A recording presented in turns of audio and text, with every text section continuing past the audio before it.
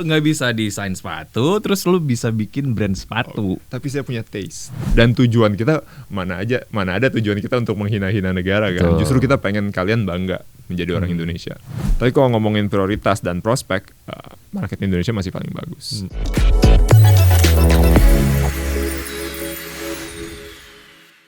Oke, di Fincast kali ini gue ingin naik mesin waktu jalan-jalan ke beberapa tahun yang lalu gitu ya. Pada saat gue masih di Bandung. Pada saat itu sudah mulai bermunculan rasa mencintai produk dalam negeri. Karena waktu itu rasanya kayak ada masa transisi dari mencintai produk impor, jadi nggak terlalu suka sama produk impor, terus akhirnya mulai menyukai dan mencintai produk lokal gitu. Nah pada saat itu gue menemukan satu brand sepatu yang seperti oasis di tengah padang pasir gitu ya. Desainnya oke, kualitasnya juga oke. Pada saat itu brand yang gue temukan apa? Yaitu adalah Brodo, dan sekarang gue akan ngobrol-ngobrol sama CEO Brodo, Yuka Harlanda.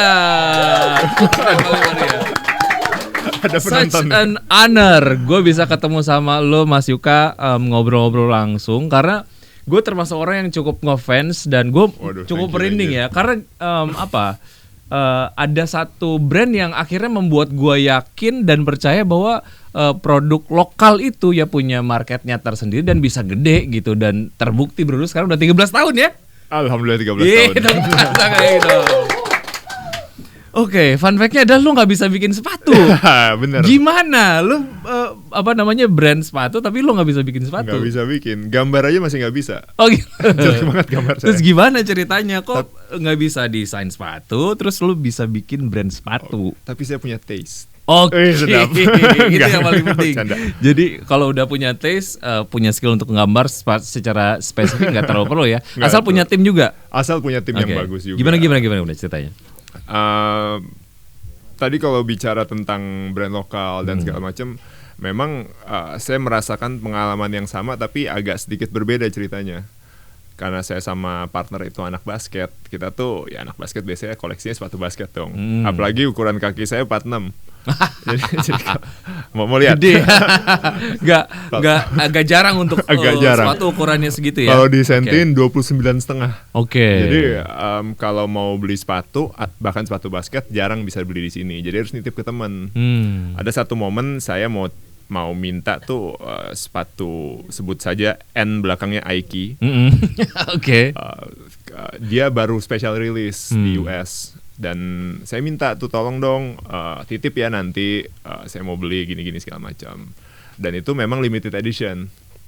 Nah itu nitip teman, dan teman cerita, ini serius mau beli yang ini, kenapa? Ini made in Indonesia loh. Loh, tunggu. Ini kan sepatu, kalau di sports itu istilahnya tier 1. Tier 1 tuh paling tinggi dan biasanya paling mahal. Kok bisa made in Indonesia? Nah itu saya langsung mikir, oke, ini ada yang lucu nih kayaknya nih. Saya coba cari informasi. Ini kan masih kuliah ya, jadi ya waktunya masih banyak. Jadi saya coba cari informasi kiri kanan, dan ternyata di Indonesia tuh punya fasilitas produksi sepatu untuk brand-brand internasional. Jadi memang kita tuh punya ekosistem industri khususnya di footwear, dan itu footwear yang high quality ya. Bukan kaleng-kaleng ya, masuk tier 1 kayak lo tadi bilang ya. Jadi bukan yang murah-murah. Jadi quality-nya juga udah terbukti gitu. Betul. Makanya brand-brand besar memproduksi sepatunya di Indonesia. Oke, terus? Dan di situ memang tadi fokusnya memang untuk market yang tier 1, US, Jepang, dan Eropa. Oke, ini ada yang lucu nih, ternyata kita orang Indonesia bisa bikin sepatu kualitas bagus. Oke, saya coba ini lagi ya, koneksiin lagi. Oke, secara pasar Indonesia salah satu yang memang punya prospek, karena kita punya middle class yang lagi rising, dan waktunya masih sampai 2045-2050 ya. Jadi ada golden area nih, ada golden age buat kita nih untuk berbisnis di mengincar masyarakat kelas menengah dan muda. Oke, market bagus, produksi bagus. Yang nggak ada saya coba cek brandnya kok nggak ada ya. Dan at least brand yang bisa memproklamirkan kita made in Indonesia dan punya aspirasi untuk go global. Nah akhirnya ya udah, kalau nggak ada kenapa nggak kita gitu. Abis itu jalan aja ya. Nge-trigger untuk kita mikir, dan waktu itu saya kuliahnya kebetulan sangat tidak nyambung. Saya kuliah di teknik sipil. Jadi urusannya fisika, struktur beton, bikin jembatan, bikin bendungan. awalnya itu karena passion aja, penasaran, dan oke, let's try, kita bikin, dan nggak kalah kerennya ternyata di Bandung itu nggak usah jauh-jauh ada tempat namanya Cibaduyut. Mungkin Gen Z pada nggak tahu nih Cibaduyut nih, karena soalnya udah agak-agak merana situasinya. Tapi pas kita kesana memang masih ada narasi bahwa sepatu made in Cibaduyut itu bagus, kualitasnya dan harganya terjangkau. Pas kita kesana, bagus iya, terjangkau iya, tapi desainnya jelek-jelek banget. Kayak sepatu Aladin gitu ya. Ya, kuno. Ini tahun 70 nih kayaknya. Mancung depannya gitu ya, melengkung. Jadi kita mikir, kita bisa start nih dari Cibaduyut dulu. Kita ajak ngobrol, mereka ada isu di mana memang lagi dihajar sama produk impor. Dan saya rasa waktu itu solusi mereka kurang nyambung, karena akhirnya mereka memilih untuk adu murah. Kita nggak akan pernah bisa lebih murah. Jadi secara productivity, secara kemampuan dan culture, kita tuh untuk adu murah, adu produktif sama Vietnam, China tuh kita masih kurang. Masih kalah. Tapi kita unggul di craftsmanship. Nah, jadi kita mikir detail gitu ya pengerjaannya. Kalau untuk urusan craftsmanship, detail dan kualitas itu tuh kita nggak kalah. Jadi kita mikir, kita arahin untuk bikin desain yang lebih sedikit modern, fokus di craftsmanship, dan tentunya karena waktu masih mahasiswa, fokus di harga yang terjangkau. Itu harga yang ya kita karena penentuan market sesuai preferensi gitu ya. Kira-kira lu misalnya kalau segmentasinya adalah lu, kira-kira marketnya mau beli atau enggak gitu ya. Oke. Karena masih mahasiswa ya, kita kan biaya hidupnya juga sangat minim. Jadi tapi pengen gaya. Kebetulan saya juga pengen sepatu yang saya pengen harganya 2 juta waktu itu. Mahal banget. Itu kan biaya hidup saya buat berapa lama tuh di Bandung, lumayan kan. Jadi kita bikin harga yang terjangkau, dan fokus saya memang waktu itu mahasiswa. Jual ke sesama kita dan ke teman-teman. Dan di situ saya merasakan betapa nikmatnya making money. Bener-bener saya megang uang tuh pertama kali, hasil kerja keras dan keringat sendiri tuh waktu kuliah. Akhirnya ya di-set kita jalanin dulu aja sambil kuliah. Itu 13 tahun lalu. Nah, itu berarti langsung team up sama teman-teman yang sekiranya bisa mendukung mimpi lo dong untuk bikin sebuah brand. Yang gambar kan bukan lo sendiri. Bukan. Kebetulan di kampus ya teman-teman banyak ya. Di kampusnya di TB itu ada seni rupa. Jadi ada seni rupa, terus habis itu ada desain, ada fotografi, segala macam. Saya manfaatin semua. Saya bayar pakai sepatu semua. Dan itu skill mereka juga bagus-bagus. Seru ya, kan? pada saat lo ketemu sama orang satu vibe gitu, satu visi dan juga satu misi, dan kebetulan juga secara momentum juga marketnya lagi terbentuk saat itu. Gitu. Nah, pada saat keluar satu prototype, kemudian diproduksi, ya nggak terlalu masalah sih ya, cukup banyak lah untuk jualan gitu. Nah itu sambutannya sendiri di teman-teman lo sendiri gitu, itu gimana? Kalau teman-teman sendiri teman-teman dekat nih, pertama menghina-hina dulu. Soalnya pas saya lihat, justru itu yang kita butuhkan. Saya lihat kiri kanan beda. Apanya? Desainnya atau panjangnya? Dia bilang, kok nggak nyaman sebelah kanannya ya? Saya lihat, oh iya ini panjangnya beda ya. Untung lo nggak nyalahin kaki lo kali panjang sebelah gitu enggak ya? Tapi pas kita kiri kanan beda, terus abis itu ada yang baru dipakai berapa kali copot, dan ya ternyata manufacturing nggak semudah itu, dan memang ada prinsip-prinsip yang coba kita skip waktu itu. Jadi contoh, bisa dikurangin lagi nggak harga produksinya? Lemnya kita ganti aja, gitu-gitu loh. Dan situ belajar prosesnya. Untungnya jual ke teman-teman dulu ya. Dan ya teman-teman kan ngerasa kasihan juga nih. Udah deh, gue support aja deh. Jadi akhirnya di awal-awal memang kurang tapi pelan-pelan karena kita improve terus. Ada momen dimana kita dapat booth di acara kampus, dan itu memang banyak orang umum yang datang, dan mereka impress banget sama produk, kualitas dan desain yang kita bikin. Jadi, tapi akhirnya pada saat itu kondisinya memang sudah agak lebih membaik dibandingkan dengan produksi angkatan awal yang lu jual ke teman-teman gitu ya. Tapi yang penting itu adalah kalau ngomongin soal bisnis ya, kayaknya nemu ekosistem yang tepat, apalagi kalau ngomongin soal feedback gitu, itu untuk mendapatkan sebuah feedback yang benar-benar objektif itu penting banget ya. Kalau kita misalnya ketemu sama ya teman-teman nggak yang terlalu dekat, kalau kita minta tanyain pendapatnya, kok ini gitu, tapi nggak yang secara spesifik ngasih tahu inputnya apa, evaluasinya apa dan lain-lain gitu ya. Untungnya waktu itu ketemu sama teman-teman yang gacor, ngomongnya juga nggak baper lah kita, nggak baper. Siap. berjalan beberapa tahun, 13 tahun sampai dengan hari ini. Tapi juga ada satu story yang cukup menarik. Gue yang paling ingat adalah di Sol Brodo sendiri, di bawahnya kan itu ada gambar pulau-pulau Indonesia. Ini juga katanya sempat kontroversi nih. Iya. Itu boleh diceritain sedikit nggak? Sedikit. Tapi semoga ini tidak membuka kontroversi lagi. Oke. Waktu itu memang karena kita masih baru, jadi yang kita bikin itu pakai sol yang sudah umum. Jadi beli di pasar, beli di toko. Yang udah ada. Karena invest untuk mold itu lumayan mahal dan lumayan lama. Kalau kita masih baru, langsung main invest di mold ya nggak ya bisa rugi. Akhirnya begitu kita rilis desain bagus, dan seperti biasa di Indonesia kalau lagi ada yang bagus pasti akan ditiru. Dan itu langsung dalam waktu singkat tiruannya banyak banget. Dan kita nggak bisa ditutupin satu-satu juga dong. Dan akhirnya wah ini gimana cara. Dan waktu itu juga nggak tertrademark juga toh. Ya belum paham trademark itu belum kepikiran. Belum tahu. Oke. Jadi Terus ini mesti gimana nih? Ya kita minta ditutup, ya kita nggak tahu, ternyata harus ada prosedurnya segala macam, kan masih baru juga. Gimana cara bedainnya?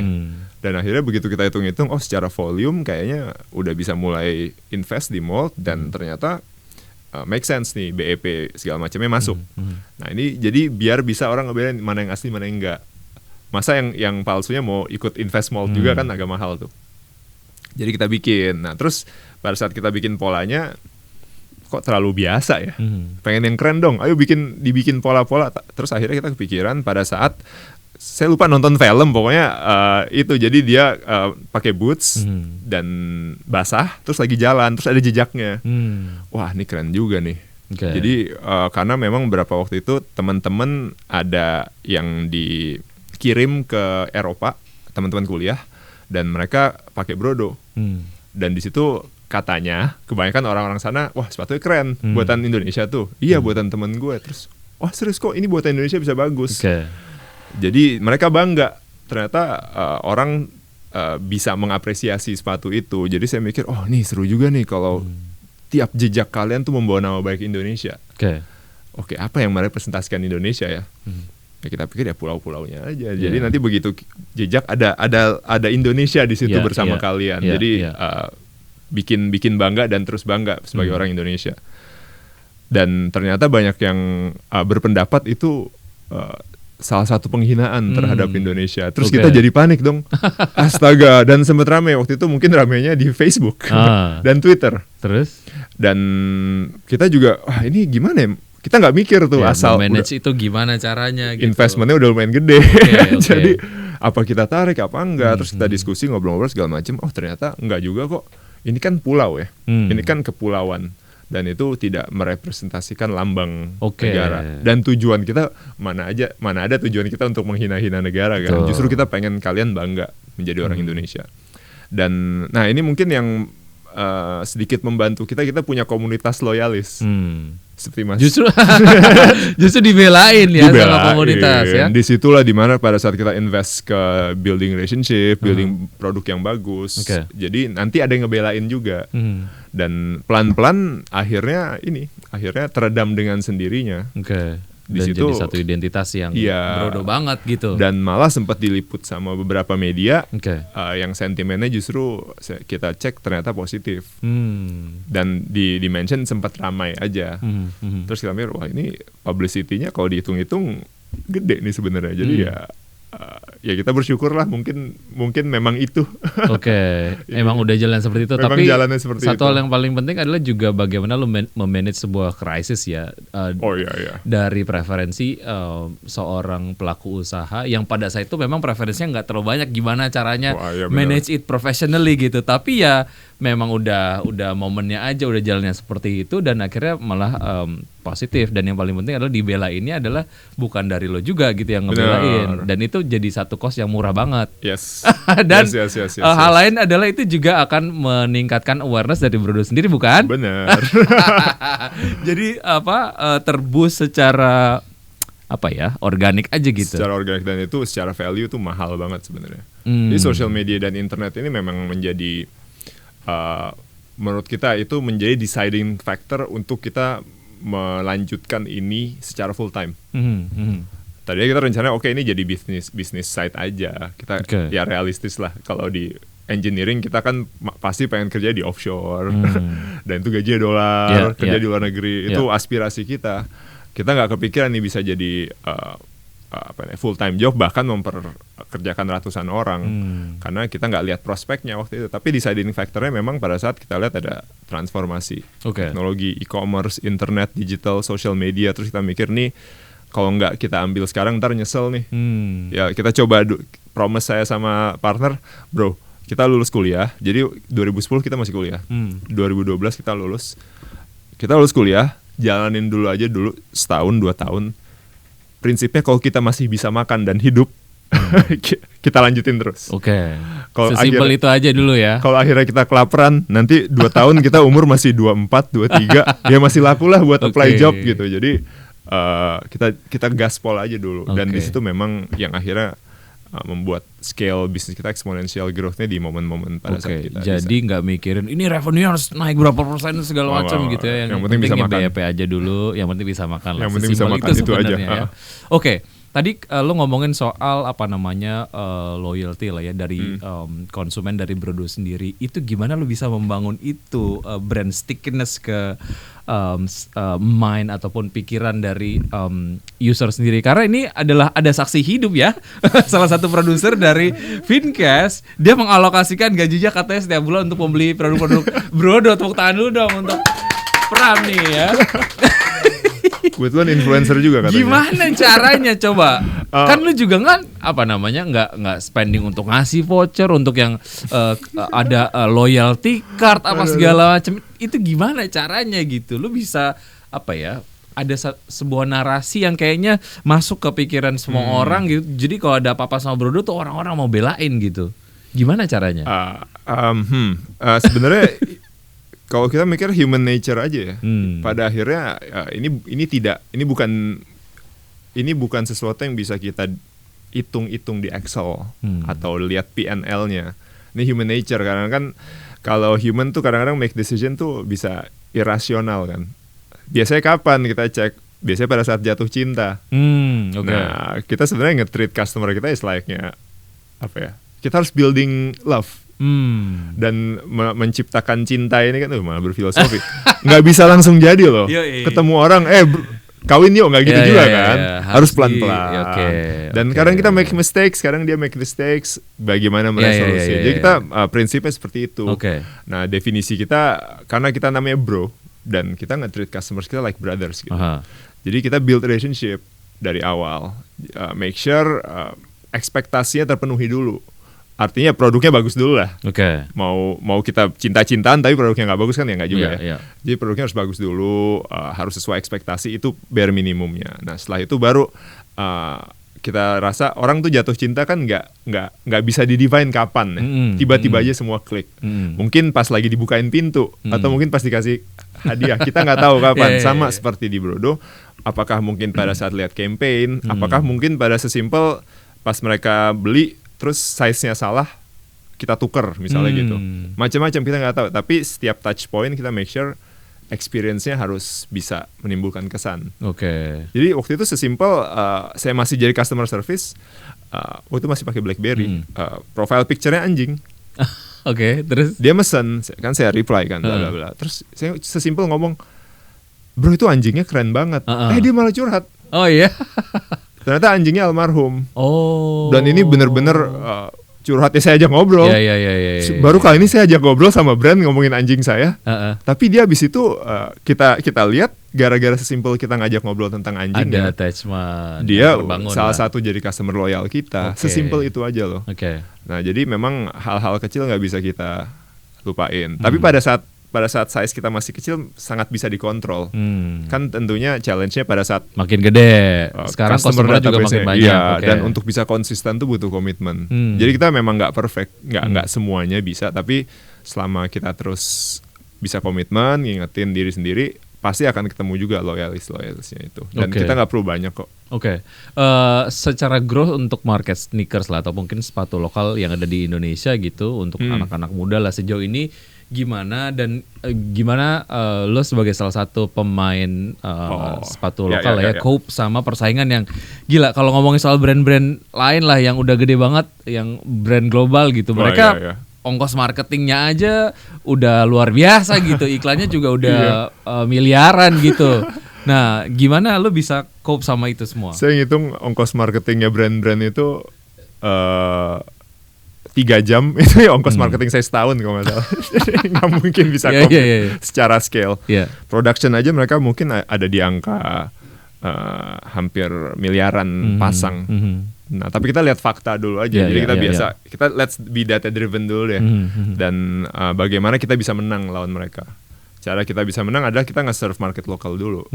Karena mereka tuh kalau brand-brand global ini kan ya ada di mana-mana ya. Dan mereka nggak mungkin bisa fokus ke Indonesia. Kalau dilihat di laporan keuangan brand-brand besar itu, Indonesia tuh masuknya kategori others. Jadi kita tuh market others ya. Jadi ada USA, European, Asia Pasifik, ada kita others. Nah, kita masuk di angka others. Dan itu kecil banget. Buat mereka terlalu kecil. Nah, buat mereka terlalu kecil, buat kita besar banget. Jadi ya penduduk Indonesia ya 270-280 juta. Kita nggak usah semuanya. Kita nggak serve cowok-cowok aspirational middle class yang tinggal di kota-kota urban. Itu jumlahnya 30-an juta. Itu 30 juta pers tuh banyak loh. Kalau diduitin. Jadi kita fokus di situ dulu. Terus kita lihat pasar Indonesia tuh seperti apa. Kemarin itu terakhir dihitung sekitar 5 billion USD. Berarti sekitar berapa tuh? 75 triliun. Pasar sepatu di Indonesia.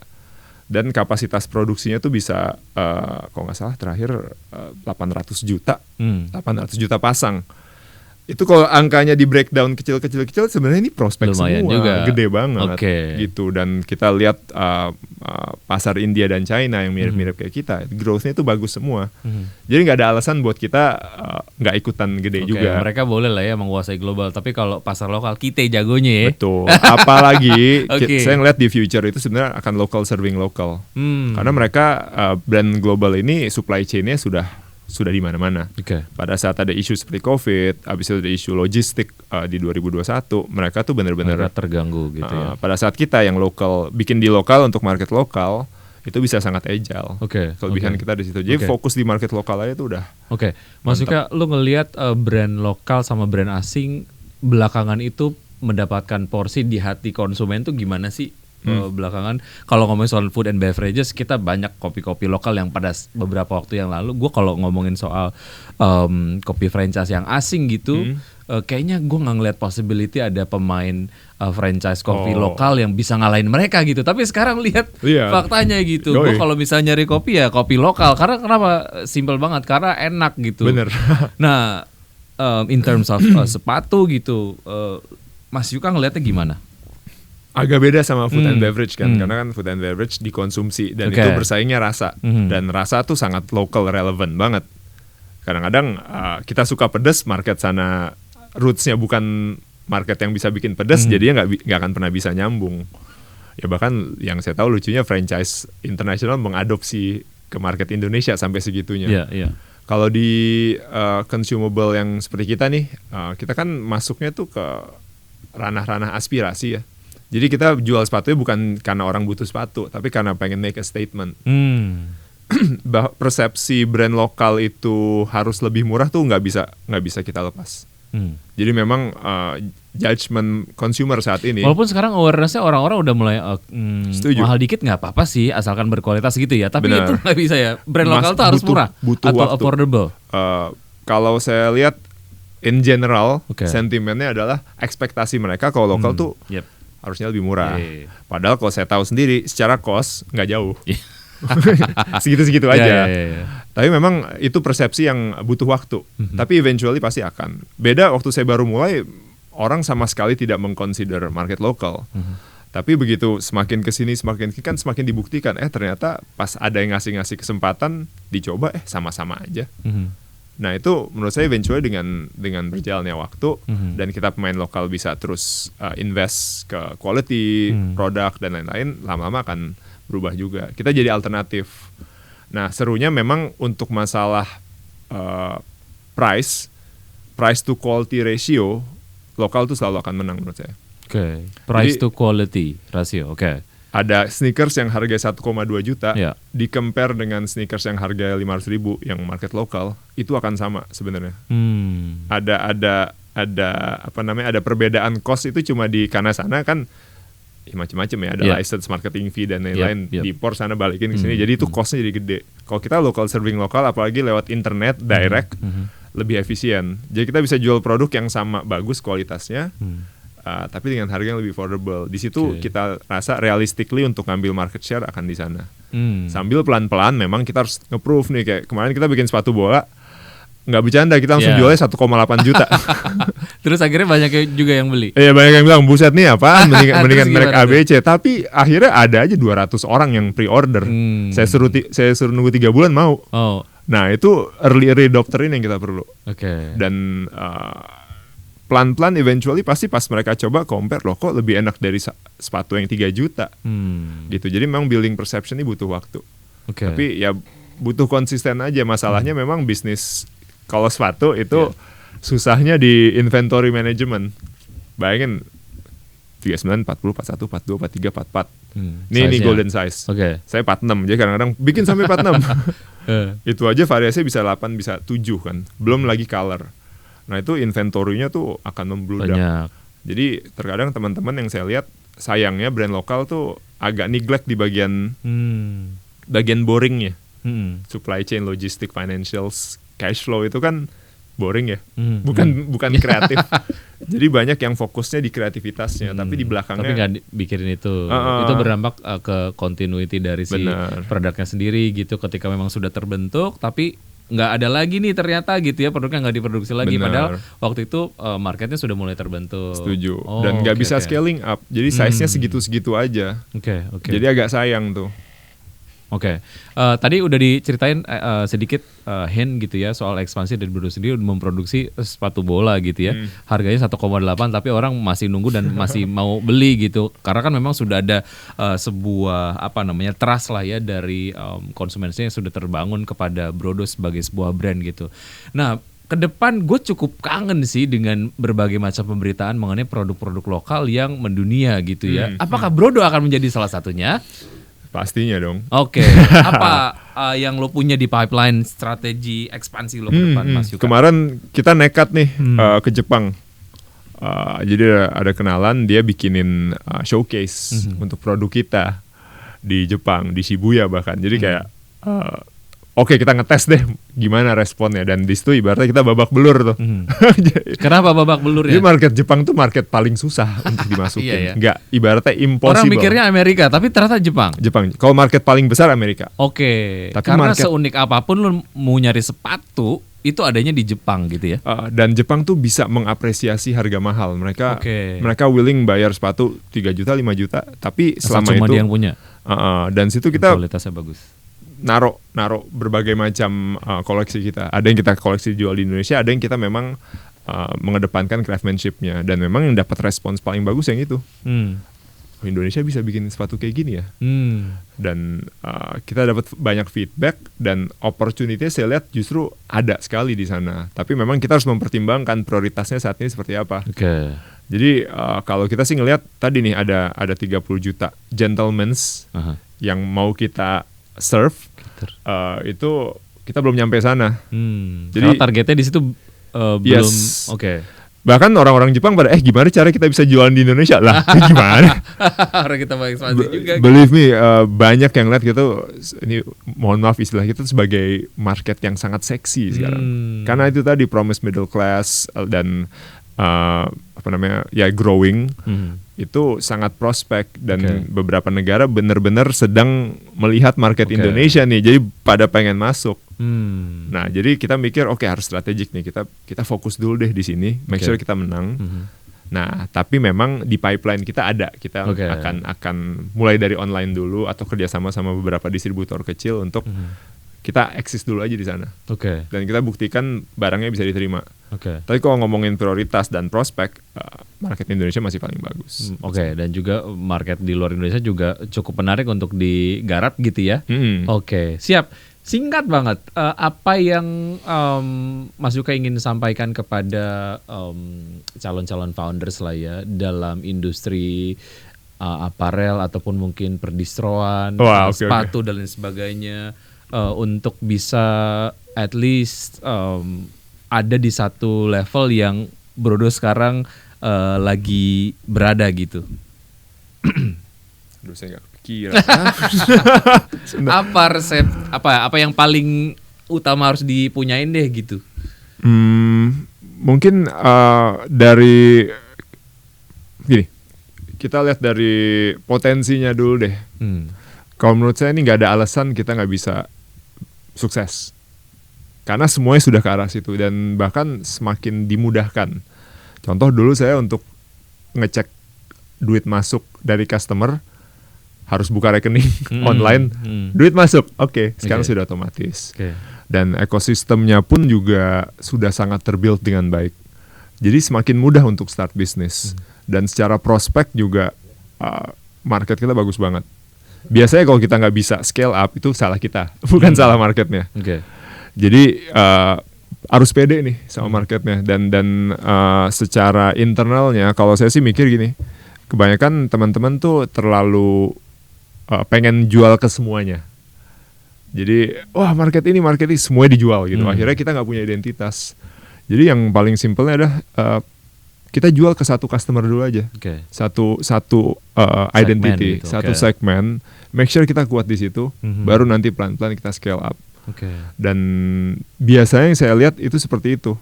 Dan kalau kita fokus di awal, pasti nanti eventually akan besar juga. Karena waktu kita fokus di awal pun banyak banget teman-teman yang wanita-wanita terutama, kok nggak bikin buat cewek? Aduh, nggak bisa, karena kita harus make sure kita fokus dulu di marketnya. Dan akhirnya kita punya identitas sendiri dan bisa survive. Jadi fokus. Mungkin yang kedua lebih ke non teknisnya, kayak tahu dulu goalsnya mau apa. Karena menurut saya masing-masing punya goals masing-masing. Kalau kita dan tim punya ambisinya mau bikin ini brand global, dan tahu ada konsekuensinya bahwa ini akan susah, dan ini akan butuh financing, dan ini butuh kerja keras. Dan kita tahu dari awal kita set seperti itu. Tapi ada juga mungkin teman-teman yang pengen bisa nge-finance lifestyle-nya dia. Jadi jangan terlalu mencoba mengcompare kiri kanan deh. Fokus sama customer kita, fokus sama tujuan kita mau apa. Eventually jadi juga. Gitu. Asalkan fokus dan juga konsisten ya sebenarnya. Benar. Dan mungkin yang boring stuff itu ya. Itu juga harus dipikirin dan juga dikerjain, jangan dipikirin doang. Benar, begitu jualan udah mulai laku, mulai pikirin tuh haki lah. Pajak lah, finance, cash flow dan lain-lain, dan itu nggak harus kita ngerjain. Dulu saya mau ngerjain semua. Tapi ternyata exhausted juga. Ya, akhirnya berantakan. Karena memang bukan expertnya di situ. Apa ini PNL? Gampang.